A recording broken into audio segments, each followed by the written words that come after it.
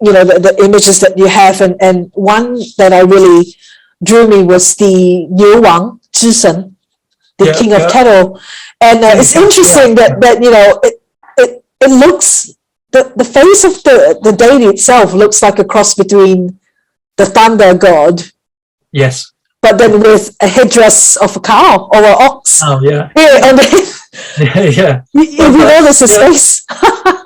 Well, it was quite. I was quite interested in that. In that the cattle god is. This is where I've slightly revised the text from the original, but because I just read a paper recently specifically on the cattle god. In China.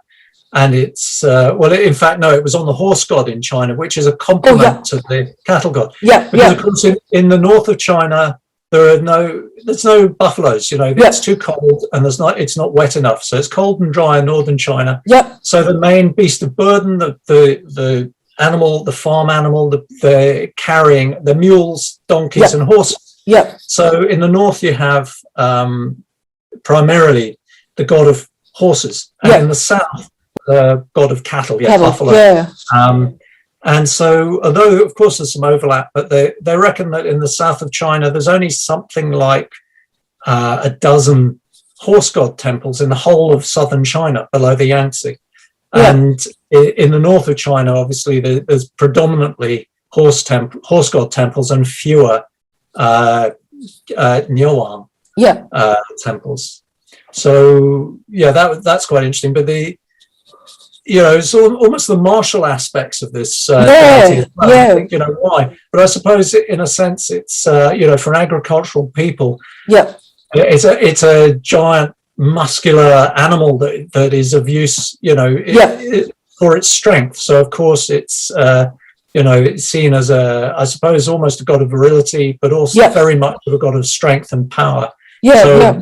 Martial rather than literary. And then there's that little cow with a suckling calf at the bottom of the altar. under the altar, which is quite nice, And the bull-headed attendants either side. Yes, that reminds me of hell as well. Yes, of course the two horse head and cow head, cow, And then I always wonder who the two attendants are. Sometimes these deities, and then they're being featured with a couple of attendants, and some of them can be identified and some of them are not. So I always wonder who the attendants really are, like this particular one. Well, it's really hard to know, and because the two at the back are carrying scrolls, I assume it's something, it could again be that connection with the afterlife.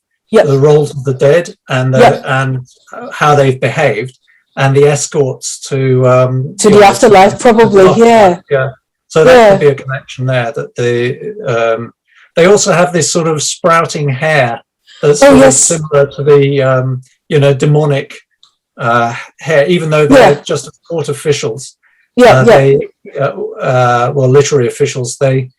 There's this sprout of hair along the side there that maybe again is a sign that they're demonic. But again, I think sometimes you can read a bit too much into the we try to pick apart every single little detail. I remember what Keith said to me, and I think he mentions this in Keith Stevens, who wrote the two books on Chinese gods. And I think he mentions this in his large format one, that on a visit to a temple in I think Malaysia, but it might have been Taiwan, on a 20-year gap, he said that on the two different occasions, the temple caretakers identified the same statue as different deities. So so when he went originally, they said it was one deity. When he came back 20 years later, they said it was another one. Someone else. And as you know, the wooden carvings and these prints are sometimes just very generic. And unless you actually know from the temple caretakers or from the convenient nameplates at the top of the print who they are, it's really hard to identify. It is absolutely impossible to tell. A couple of years ago, I was at Innisfail up near Cairns, Oh, there's a Chinese temple there still functioning. Yeah. It's I think the only Is that the oldest? I think it's one of the oldest temples up there too. It's certainly, I think the actual building is from the 1940s, but the original one went back to the 1890s, I believe. But so it probably isn't as old as the one in Brisbane. But it's, aside from Brisbane, it's the only function. Yeah, I think it's the next one. Yeah. I think I read about that one. I think the one in Cairns is probably, although the one in Cairns doesn't exist anymore, but it would have been older. Yeah. But anyway, I mean, they've got a whole load of statues there, and there's no names attached to them, and they're just utterly generic statues. And I asked them, who are they? And they said, we don't really know. We don't really know who they're to, but they're just they've turned it into a sort of just an open worship temple, right? So that they just welcome anybody in from any religious denomination at all. Yeah. So they are whoever you want them to be, really, if you want to make an offering to them. Right. I might be taken to task for saying it. All of that, I might have got that completely wrong. I spent about an hour with the Chinese community there and the caretakers in the temple, and they were very, very good to talk to me for that long while I was writing this article.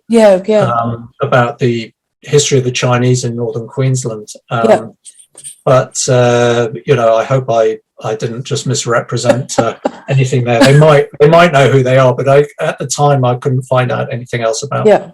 And they can look very generic, and like we're talking about Taiwan. The deities there, they can be built and painted according to the region as well.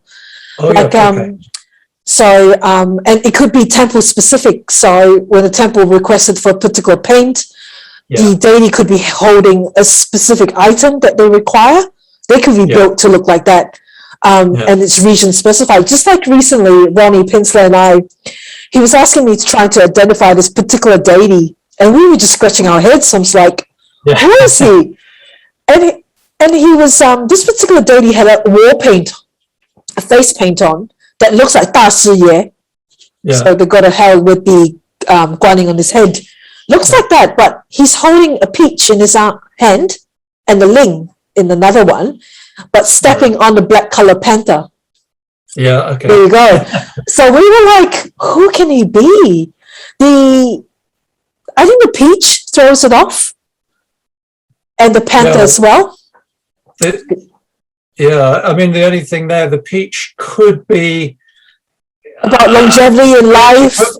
Well, but I'm wondering, it could be like Da Shi Ye, could be a Baozi. Being left out for the yes. Yeah. So it was pink with two leaves. So it's like maybe not. Well, they do make, there are the the birthday longevity buns. But again, that is a bit of a stretch, I guess. A peach would probably be a peach in a wood carving. But then it's just that he's actually standing or sitting. His legs are on a black color panther.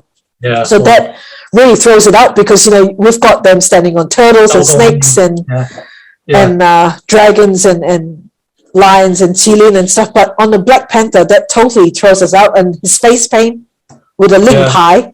Ronnie was like, what is this, Angela? Do you know? I'm like, I don't know. I'm just scratching my head.